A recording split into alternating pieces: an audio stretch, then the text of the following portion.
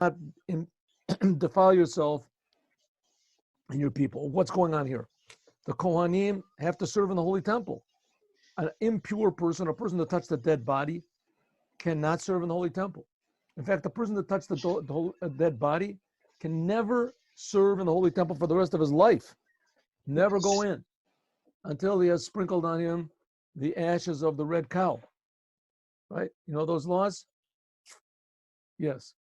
So he has to have the Loma Shlishi V'Yoma Shvi'i. He gets sprinkled with the ashes of the red cow. And then he can go into the Holy Temple. But if not, you can't go in. So it means that at least 7 days he's going to be nullified. He won't be able to do any work. Go in. That's not good. So Kohen is not allowed. It's an avera for a Kohen to defile himself. Only with certain exceptions. Okay, together? Only certain exceptions. What are the certain exceptions? We're going to see close relatives. We'll see what the close relatives are, including his wife, and what's called a mate mitzvah.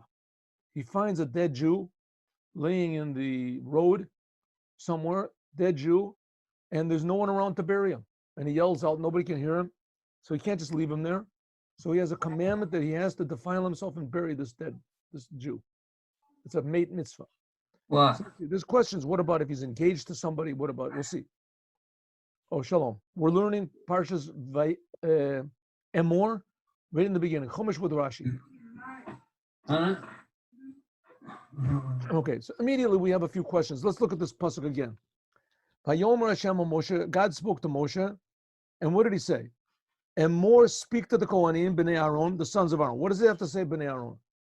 Everybody knows the Kohanim are the sons of Aaron. There aren't any other Kohanim. Kohanim are people that are direct descendants from Aaron. Why does it say Bnei Aaron? The sons of Aaron. We'll see. Then after that it says, Ve'amar Talehem, Almeita Alehem. You should speak to them. He already said that to Moses. Look, it says, Vayomer Hashem el Moshe.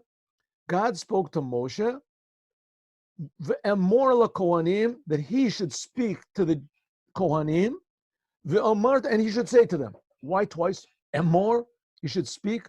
Ve'amarta, and you should speak. 2 times, it's repetitive. Right? Also, the last word over here, for a person, lenefesh lo yitama ba'amav. What does it mean you should not defile yourself for a person among your people? What do those words mean? Okay, you ready? Are you listening? You with me?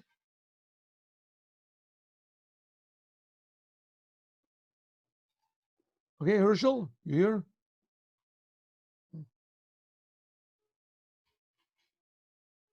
All right, let's just come. Good.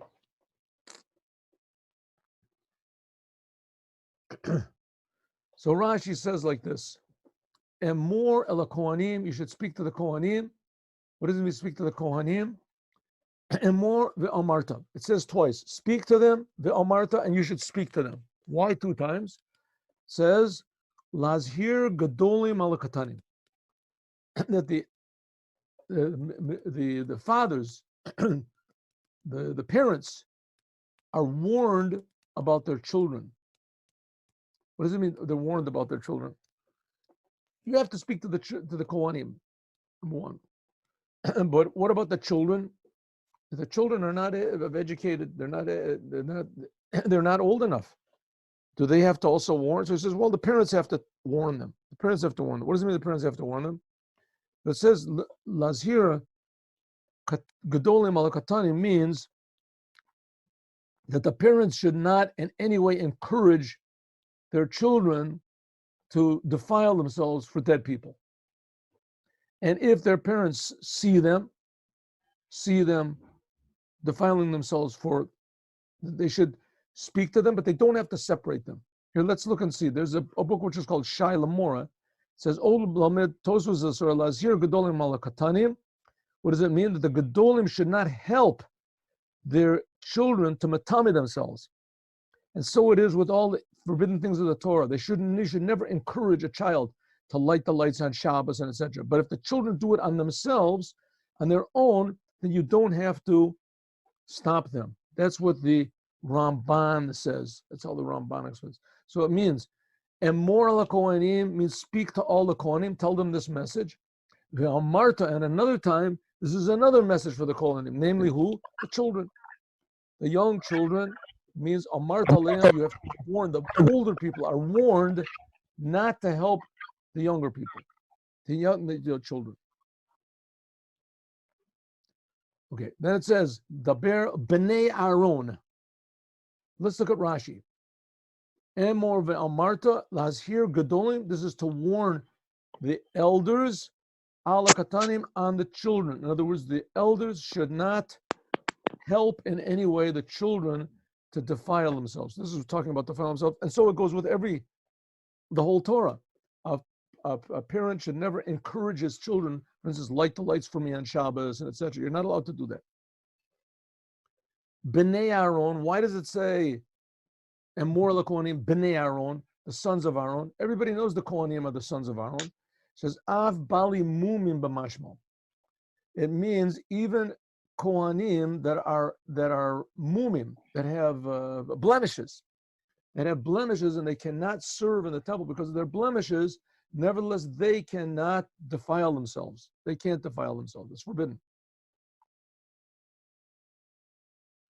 It's true they can't serve in the holy temple, but they can eat holy things. In other words, if their family, their father comes home, a person that's a Baal Mum, there's all these things that Baal Mum, we'll talk about what it is. He's blind or whatever, so he can't serve in the temple, but he can certainly eat kodshim, holy things, which not everybody can eat, only Kohanim can eat. Another, it says also, B'nei Aaron, speak to the Kohanim, B'nei Aaron. What is the message over here? You are not allowed to defile yourself. The Kohen is not allowed to partake in a levaya, in escorting a dead person. And a Kohen is not allowed to defile himself unless it's one of those people who are in his family. So it says, who is warned that he can't defile himself, that he can't become impure? B'nei Aaron, and not Benot Aaron, and not the daughters of Aaron. So the daughters of Aaron, they can eat kodshim. They can eat kodshim. So you figure, well, maybe it's the same thing as a Baal Mum, a person who has a blemish that can't serve in the Holy Temple. Women also can't serve in the Holy Temple, right? Not because they're blemished, because it's just a law. They're not allowed to. So you might think, well, therefore, just like the people that have blemishes are forbidden to defile themselves, so same thing as women. No, women are allowed to defile themselves. In other words, for a dead person, defiling becomes impure.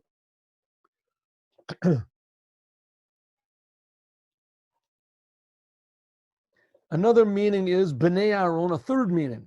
So we have Kohanim, B'nei Aaron. We have two meanings so far.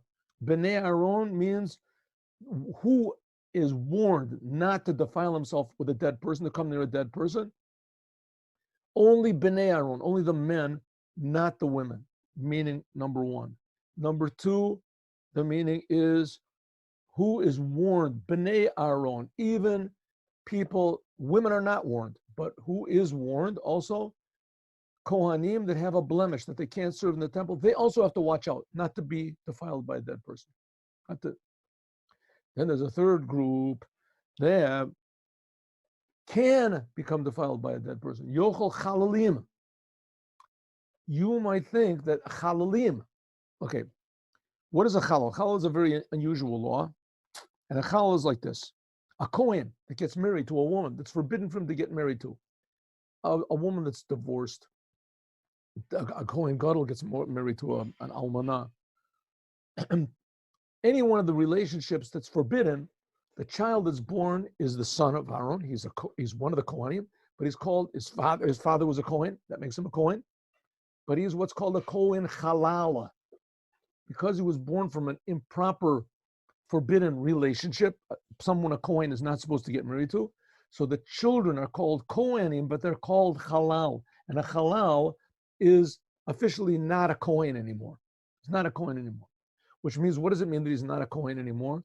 He is allowed to defile himself for dead people. He can take part, he can defile himself, go to a levaya, escort the dead. It doesn't have to be part of his family. So a chalal can defile himself, yes. And a woman can defile herself. But a Baal Mum cannot defile himself. A person who has a blemish cannot defile himself for a dead person. Cannot. Lo yitama ba'amav. He said, you're not allowed, lo yitama ba'amav. You're not allowed to, a Kohen is not allowed to defile himself. And this is right now also. A Kohen is not allowed to defile himself be'amav, among his people. What does it mean among his people? Ba'od sha'amet betoch amav. As long as the dead person is among the Jewish people. In other words, he's near other people that can bury him. Let's say mate mitzvah. Well, a mate mitzvah is called a dead person that is a mitzvah to bury him. What is a mitzvah? It's a mitzvah for Kohen to bury him. Why? We just finished saying a Kohen cannot get defiled. If a Kohen happens to be walking along the road and he sees a dead body, a Jewish person, he knows it's a Jewish person. He sees a dead body, he can't defile himself. It's forbidden. Unless it's his mother, his father, his sister, his brother, his son or his daughter, and we'll see his wife. Only those people can defile himself. This is one more he can. A dead person that's not among his people. In other words, no other people around. That's called a mate mitzvah. He has to bury this person. That's what it means. Lo yitama ba'amav. You cannot defile as long as the dead person is among the Jewish people and there was someone else that can bury him. Okay, let's see who this is. Ki'im, who can he defile himself for? Which dead bodies can he touch? Lishe'ero, to his relative. Now this word she'ero is a general name for a relative. Hakarov elav. But here it does not mean that. Rashi says, look at Rashi, Beit, Ki'im lishe'ero, and she'ero ela ishto. It means his wife. He is allowed to defile himself for his wife. Hakarova ela, one second. L'she'ero, hakarov elav, that is close to him.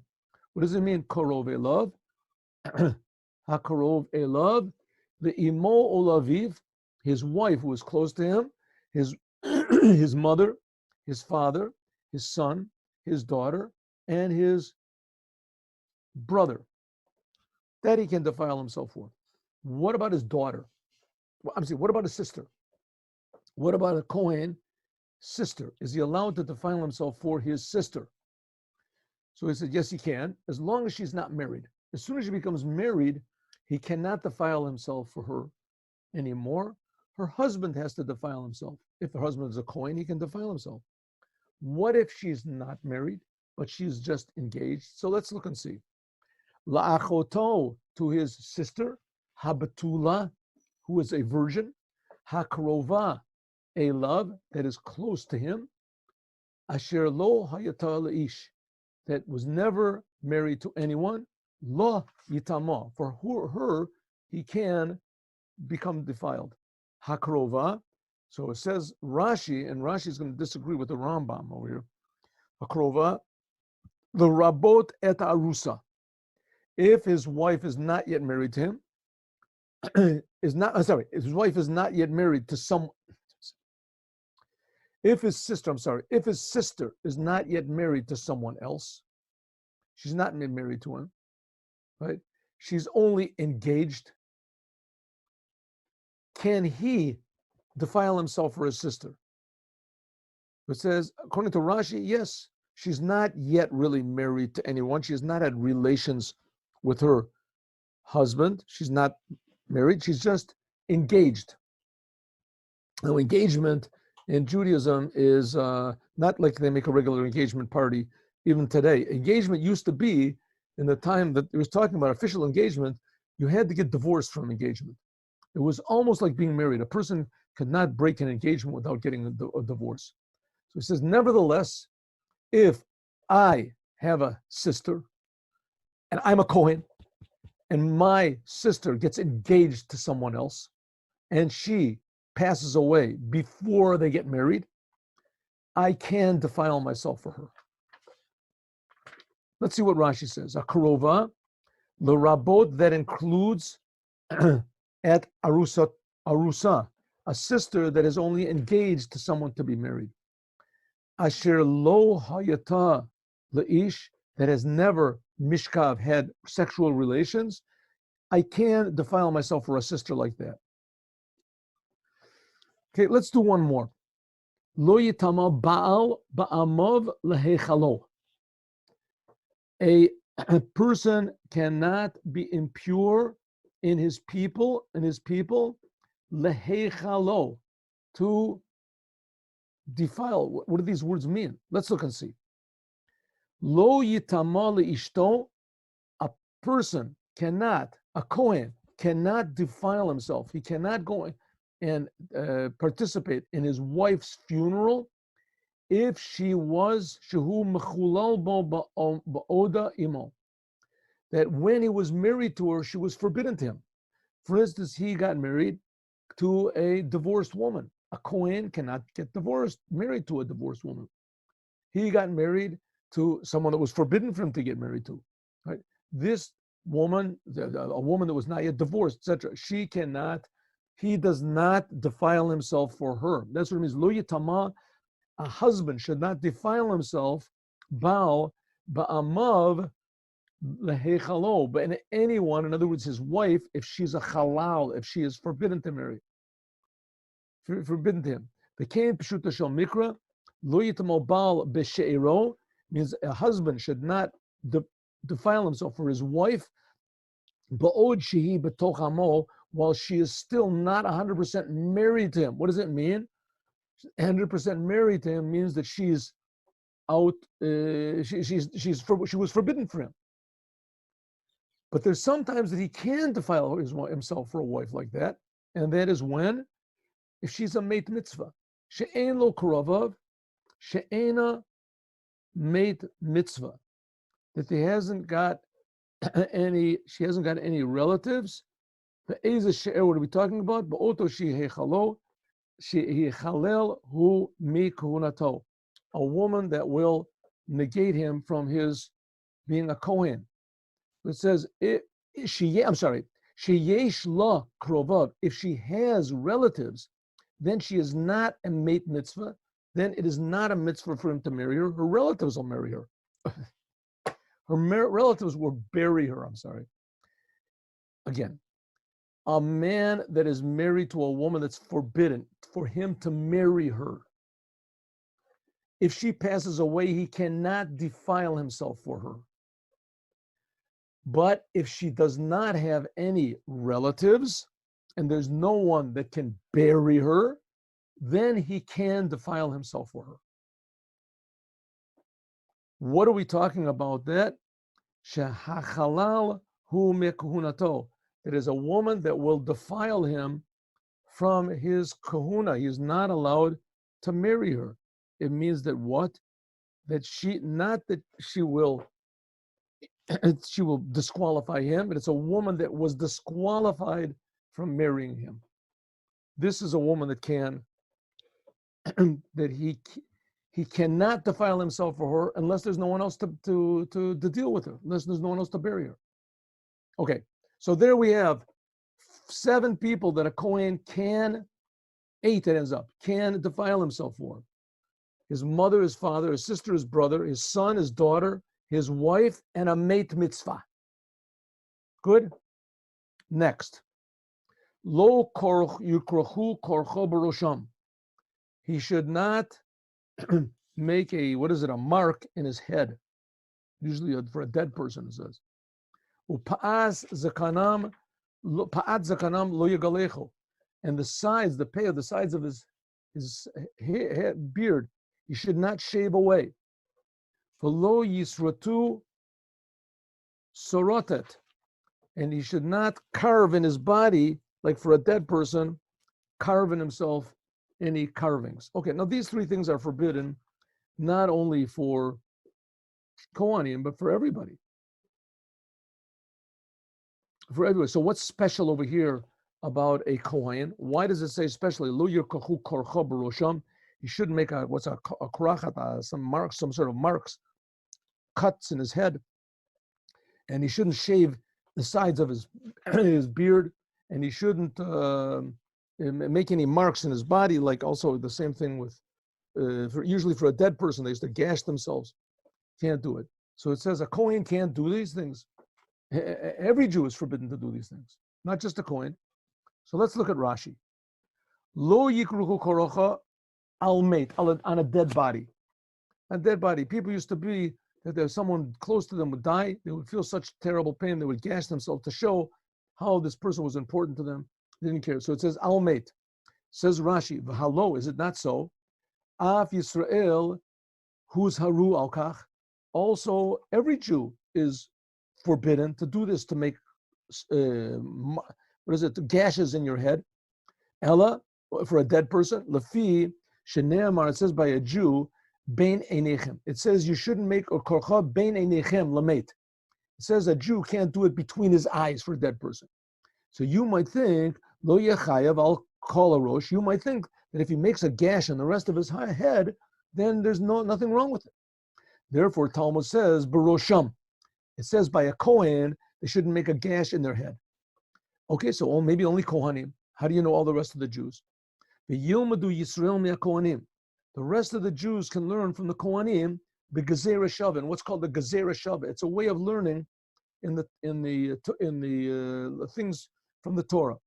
It says the word korcha here, and it says later on by a Jew, korcha lo taseh korcha lamet, beinechem lamet. Over there it says between your eyes. Ma kan kol harosh, just like over here it implies the whole head. Also over there by a regular Jew, it also is your whole head. Any place where a Jew makes a carving on his head, it's forbidden. Malahal and lamed, just by a regular Jew, it's for a dead person. And here it doesn't say for what. Here is also for a dead person. Okay, so that's what God, when God gave the Torah, he wanted people to learn the Torah. So there were a lot of things that he said to Moshe on Mount Sinai. In fact, almost everything that he said to Moshe on Mount Sinai cannot be understood in simple meaning. We talked about this a lot of times. Even the 10 Commandments, it says you should work 6 days, and the seventh day you should rest. What do you mean? Just any 6 days you want to, and then just take 1 day of rest? What does it mean to rest? What are you supposed to do? You're not supposed to do work. So everything in the Torah, even the most simple things, most obvious things, they're not obvious. And here's another example. Right? God says by our regular Jews, they're not allowed to make a gash on their head between their eyes. Here by a Kohen, it says you're not allowed, by a regular Jew, it says you're not allowed to make a gash for a dead person between your eyes. Over here it says by a Kohen, he's not allowed to make a gash anywhere on his head. So it says you're supposed to learn one from the other and the other from the one. Just like by a regular Jew, it's anywhere on his head, he's forbidden. Just like by a Kohen, anywhere on his head, it's forbidden. A Kohen, anywhere by his head, is forbidden on a Kohen. And so it is by every Jew. Just like it is by every Jew, only for a dead person, it is forbidden to make these gashes. Also by a Kohen, it's forbidden to make gashes. So what does it come up? Every Jew, Kohen or not, it is forbidden to make a gash anywhere on his head for a dead person. For a dead person. Here's another one that's found by all the Jews and the Kohanim also. And the sides of their beard, they should not shave. Let's look at Rashi. Because it says by all the Jews, lo tashchit. It says lo tashchit pe'at zekanecha. It says you should not destroy the sides of your beard. As you might think, you might think that maybe with the tweezers or with the small scissors, it's okay. You can do it. You might think, I'm sorry. You might think, I'm sorry. It says lo tashchit. You might think that what does it mean? That you're not allowed to remove the sides of your head and your beard with a tweezers or with the scissors. Therefore, it says lo yigalechu. Therefore, it says over here that by a regular Jew, it says pas zakanam lo yigalechu. It says by a Kohen that he's not allowed to shave. She'enu chayev el al davar hakarui giluach. So the only time it's forbidden is, and this is where the Lubavitcher Jews learned it also, that they would use these creams or whatever. You're only chayiv if you shave. V'yesh bo hashchata. This is tar, only with a razor.